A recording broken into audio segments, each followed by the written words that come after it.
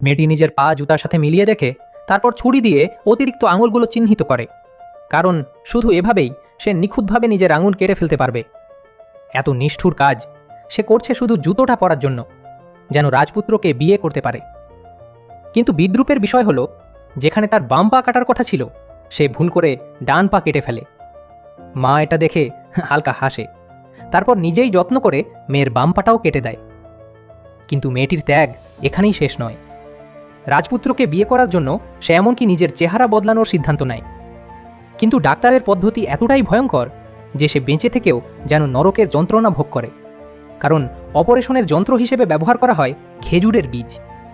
এমনকি চোখের পাপড়ি বসানো হয় সুঁই সুতোর সাহায্যে সেলাই করে। আর সেই অদ্ভুত ডাক্তার জীবাণুমুক্ত করার জন্য গ্লাভসে নাকের ময়লা ঘষে। মেয়েটির এই কষ্ট আসলে মাত্র শুরু। ভেড়া কিছুদিন আগে তার বাবাকে হারিয়েছে। তার মা খুব দ্রুতই তাকে ও তার ছোট বোনকে নিয়ে আবার বিয়ে করে, একজন প্রায় মৃত্যুপথ যাত্রী বৃদ্ধ লোককে। কারণ লোকটি একজন ধনী লোক, আর তাকে বিয়ে করলে বিলাসবহুল জীবন পাওয়া যাবে এবং মেয়েদের সামাজিক অবস্থানও উন্নত হবে। বৃদ্ধ লোকটির একটি সুন্দর মেয়ে আছে, যে এখন থেকে ভেড়ার সৎবোন। ভেড়া তার সৌন্দর্য দেখে নিজেকে ছোট মনে করতে থাকে। সে বুঝতে পারে 3 বোনের মধ্যে সবচেয়ে কুৎসিত সে নিজেই। সেদিনই বিকেলে বিয়ে হয়। রাতে সবাই একসাথে খেতে বসে, কিন্তু হঠাৎ সৎবাবা ভেড়ার মুখে কেক ছুঁড়ে মারে। মা কিছু বলতে পারে না, ভেড়াও হাসি মুখে সব সহ্য করে, কারণ তাদের ভবিষ্যৎ এখন এই লোকটার উপর নির্ভরশীল। কিন্তু হঠাৎই লোকটি কাঁপতে শুরু করে, মেয়ের ওপর রক্ত ছিটিয়ে দিয়ে মাটিতে লুটিয়ে পড়ে মারা যায়। ভেড়া ভয় পেয়ে যায়, ভেবেছিল নতুন করে ভরসা পেয়েছে, কিন্তু সেটাও শেষ। তবে বাড়ি আর সম্পত্তি তো আছে। কিন্তু সেখানেই আসে নতুন বিপদ। ভেড়ার যখন তার সৎবোনকে খাবার দিতে যায়, তখন জানতে পারে সৎবাবা আসলে আগেই দেউলিয়া হয়ে গিয়েছিল। সে শুধু ভেড়ার মায়ের সম্পত্তি পাওয়ার জন্য তাকে বিয়ে করেছিল, অর্থাৎ দুজনেই আসলে একে অপরকে ঠকাতে চেয়েছিল। এ কথা শুনে ভেড়া দৌড়ে মায়ের কাছে যায়, কিন্তু সে গিয়ে দেখতে পায় বাড়ি ভর্তি পাওনাদার। কারণ তার সৎবাবা শুধু দেউলিয়া নয়, প্রচুর ঋণও করে গেছে। ফলে জমি, গবাদি পশু সব কিছু নিয়ে নেওয়া হচ্ছে, এমনকি মায়ের নিজের টাকাও। সবশেষে মা ভেঙে পড়ে। সে বুঝতে পারে তার সব পরিকল্পনা ব্যর্থ হয়েছে। ভেড়া মায়ের কষ্ট দেখে বলে সে রাজপুত্রকে বিয়ে করবে, তাহলে আর কোনো কষ্ট থাকবে না। কিন্তু মা সরাসরি বলে দেয়, তোর চেহারা নিয়ে এসব স্বপ্ন দেখিস না। এরপর ভেড়া আয়নায় নিজেকে দেখে, মোটা মুখ, উঁচু নাক, বড় ঠোঁট, ডাবল চিহ্ন। নিজের ওপর তার আর কোনো বিশ্বাসই থাকে না। ঠিক তখনই একদিন প্রাসাদে থেকে দূত আসে। জানানো হয় 4 মাস পর রাজপুত্র একটি নৃত্য অনুষ্ঠান করবে, যেখানে সে নিজের স্ত্রী নির্বাচন করবে। ভেড়া এটা শুনে খুব খুশি হয়, কারণ সে তার সৎবোনের কারণে বড়লোকের পরিচয় পেয়েছে। তাই সেও এই অনুষ্ঠানে যাওয়ার সুযোগ পাবে। আমন্ত্রণপত্র পেয়ে সে স্বপ্ন দেখতে শুরু করে, রাজপুত্রের সাথে সুখের জীবন। এই সুযোগটা কাজে লাগাতে তার মা সিদ্ধান্ত নেয় সব সম্পদ বন্ধক রেখে শহরের সবচেয়ে নামকরা ডাক্তারের কাছে ভেড়াকে নিয়ে যাবে। কারণ যদি ভেড়া রাজপুত্রকে বিয়ে করতে পারে, তাহলে তাদের আর কখনো টাকার অভাব হবে না। ডাক্তার প্রথমে বলে ভেড়ার দাঁতের ব্রেস খুলতে হবে, তারপর তার উঁচু নাকটা নতুন করে গড়ে তোলা হবে, আর শেষে চোখের পাপড়ি বড় করা হবে, কারণ চোখই নাকি মানুষের মনের জানালা। ডাক্তার এত সুন্দর করে বুঝায় যে ভেড়া শুনে খুব খুশি হয়ে যায়। কিন্তু সেই হাসি বেশিক্ষণ থাকে না। প্রথমেই ডাক্তার প্লাস দিয়ে জোর করে তার ব্রেস টেনে খুলে ফেলে।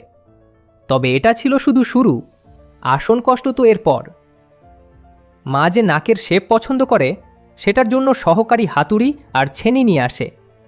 ডাক্তার ছেনি দিয়ে ভেড়ার নাকের উঁচু হাড়ে আঘাত করতে থাকে। ভেড়ার চিৎকারে পুরো ঘর কেঁপে ওঠে, কিন্তু একবারে থামে না, বারবার আঘাত করা হয়। এরপর ভেড়া চুপি চুপি জঙ্গলে গিয়ে পোকামাকড়ের ডিম খেয়ে ফেলে, যাতে সে যতই খায় পোকাগুলো তার শরীরের খাবার শুষে নেয় আর সে মোটা না হয়। কিন্তু এই ডিমের ভয়ঙ্কর পার্শ্ব প্রতিক্রিয়া সম্পর্কে সে কিছুই জানে না। এরপর হঠাৎ সে কাছাকাছি পুরুষদের আওয়াজ শুনে। কাছে গিয়ে দেখে রাজপুত্র তার কয়েকজন বন্ধুকে নিয়ে শিকার করছে।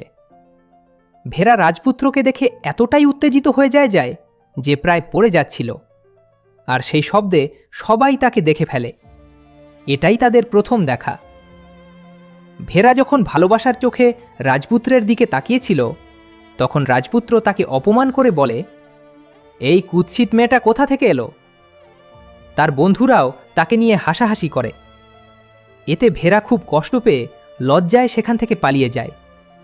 তবুও সে দূরে লুকিয়ে রাজপুত্রকে দেখতে থাকে, এমনকি কল্পনায়ও তার সাথে নিজের প্রেমের দৃশ্যও ভাবতে থাকে। রাতে বাড়ি ফেরার পথে ভেড়া ঘোড়ার আস্তাবল থেকে জেনির আওয়াজ শুনে ভেতরে গিয়ে দেখে জেনি গোপনে এক ঘোড়ার দেখাশোনা করা লোকের সাথে সম্পর্ক করছে। আসলে জেনির সাথে ওই লোকটার অনেক দিনের প্রেম ছিল, কিন্তু জেনি অভিজাত আর সে সাধারণ মানুষ, তাই তারা সম্পর্ক প্রকাশ করতে পারে না, বিয়েও সম্ভব নয়। জেনি শিগগিরই রাজপুত্রের নাচের অনুষ্ঠানে যাবে, আর যদি রাজপুত্র তাকে বেছে নেয় তাহলে তাদের আর কখনো দেখা হবে না। তাই তারা গোপনে একসাথে সময় কাটাচ্ছিল, কিন্তু ভেড়া সেটা দেখে ফেলে। পরের দিন ভেড়া এই কথা মাকে বলে দেয়। মা খুব রেগে যায় এবং জেনিকে শাস্তি দেয়, বলে সে এখন থেকে বাড়ির কাজের লোকের মতো কাজ করবে এবং রাজপুত্রের অনুষ্ঠানে যেতে পারবে না। এতে ভেড়া খুব খুশি হয়, কারণ তার একজন প্রতিদ্বন্দ্বী কমে গেল। সে লুকিয়ে রাখা খাবার বের করে আনন্দ করে। অন্যদিকে সেই ছেলেটিকে বাড়ি থেকে তাড়িয়ে দেওয়া হয়। জেনি কষ্ট নিয়ে তাকে চলে যেতে দেখে। কিছুদিন পর ভেড়ার নাক ঠিক হয়ে যায়। ব্যান্ডেজ খুললে সে অনেক সুন্দর দেখায়, কোনো অপারেশনের দাগও বোঝা যায় না। মা মেয়ে দুজনই ডাক্তারের কাজ দেখে খুব খুশি হয়। তবুও ভেড়ার মনে সন্দেহ হতে থাকে। সে জানালা দিয়ে জেনিকে দেখে এবং ভাবে সে এখনও জেনির মতো সুন্দর নয়।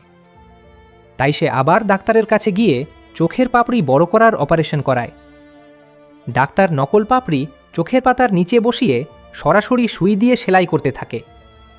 এই দৃশ্যটা এতটাই ভয়ঙ্কর আর বাস্তব যে দেখাও কঠিন। অপারেশনের পর ব্যথায় ভেড়া সারা রাত ঘুমাতে পারে না। তখন সে অনুভব করে তার পেটের ভেতর কিছু একটা নড়াচড়া করছে। আসলে সে যে পোকামাকড়ের ডিম খেয়েছিল সেটি এখন বড় হয়ে গেছে, তাই আগের চেয়ে তার ক্ষুধা অনেক বেড়ে যায়, আর সে বারবার রান্নাঘরে যেতে থাকে। এক রাতে জেনি রান্নাঘরে শব্দ শুনে ভাবে চোর ঢুকেছে, প্রায় দা নিয়ে ভেড়াকে আঘাত করতে যাচ্ছিল। পরে দেখে ভেড়ার চোখে অপারেশন হওয়ায় সে ঠিকমতো কিছু খুঁজে পাচ্ছে না। তখন জেনি আগের সব ভুলে তাকে খাবার এনে দেয়। কিন্তু কিছুদিন পর ভেড়া বুঝতে পারে পোকাটার কারণে তার শরীরে পুষ্টির অভাব হচ্ছে, এমনকি তার চুল পড়তে শুরু করে। এতে সে ভয় পায়। তবুও রাজপুত্রকে বিয়ে করার স্বপ্নে সে ওষুধ খায় না, বরং পোকাটাকে শরীরে রেখেই দেয়, যেন তার শরীর স্লিম থাকে। অবশেষে নাচের অনুষ্ঠানের দিন চলে আসে। ভেড়াকে সবার থেকে আলাদা করে তুলতে তার মা দামি পোশাক ডিজাইনার এনে সুন্দর একটা গাউন বানায়। কিন্তু পোশাক ট্রাই করার সময় দেখা যায় তার চুল প্রায় পড়ে গেছে।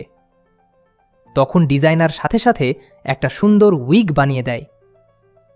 রাতে জেনি চুপি চুপি নিজের জন্য পোশাক প্রস্তুত করছিল, কারণ ভেড়ার মা তাকে অনুষ্ঠানে যেতে দিতে চায় না এবং তার ভালো কাপড়গুলো লুকিয়ে রেখেছে। কিন্তু ভেড়া সেটা দেখে ফেলে, জেনে যায় জেনিও অনুষ্ঠানে যেতে চায়। তখন ভেড়া রেগে গিয়ে তার কাপড় ছিঁড়ে ফেলতে যায়। ঠিক তখন মা এসে তাকে থামায় এবং বলে, জেনির তো ভালো পোশাকই নেই, সে কিভাবে রাজপুত্রকে জয় করবে? এতে ভেড়া কিছুটা নিশ্চিন্ত হয়। অবশেষে অনুষ্ঠানের দিন আসে। প্রাসাদ দেখে ভেড়া মুগ্ধ হয়ে যায়। সব কিছু যেন স্বপ্নের মতো সুন্দর। সাজগোজ আর অপারেশনের কারণে সে অন্য মেয়েদের তুলনায় অনেক বেশি আকর্ষণীয় দেখায়।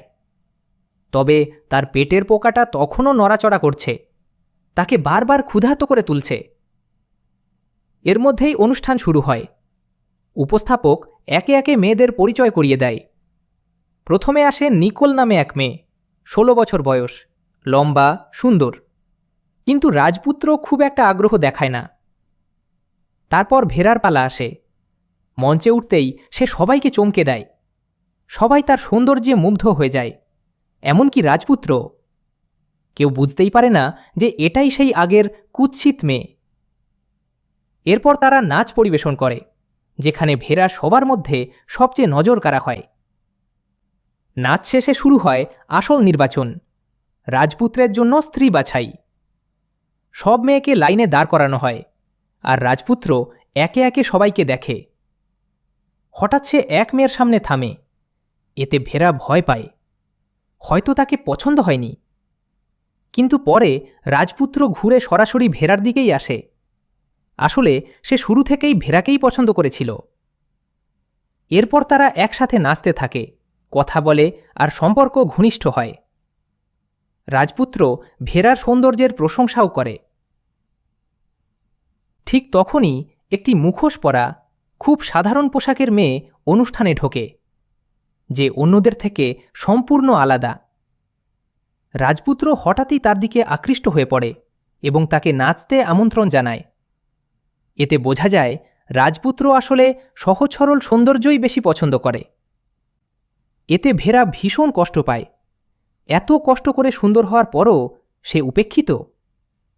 এমন সময় তার পেটের পোকা সমস্যা করতে শুরু করে। সে দৌড়ে ড্রেসিং রুমে যায় এবং মুখ দিয়ে অনেক পোকা বের হয়ে আসে। বোঝা যায় পোকাগুলো তার শরীরে বেড়ে উঠেছে। মা এসে এটা দেখে রেগে যায় এবং তাকে থাপ্পড় মারে। তার শরীরের অবস্থা নিয়ে ভাবার বদলে সে শুধু বলে, আজকের সুযোগ কাজে লাগাতে হবে। এমনকি রাজপুত্র না হলেও অন্য কোনো ধনী লোককে বিয়ে করলেও চলবে। অনেক অভিজাত ছেলে ভেড়ার সাথে পরিচিত হতে চায়, কিন্তু ভেড়ার মন শুধু রাজপুত্রতেই আটকে থাকে। সে দূর থেকে রাজপুত্র আর সেই রহস্যময় মেয়েটিকে দেখতে থাকে এবং হঠাৎ বুঝতে পারে সেই মেয়েটি আসলে জেনি। ভেড়া রেগে যায়। জেনি ধরা পড়ে ভয় পেয়ে পালিয়ে যায়। রাজপুত্রও তার পেছনে ছুটে, কিন্তু তাকে ধরতে পারে না, শুধু তার ফেলে যাওয়া এক জুতো পায়।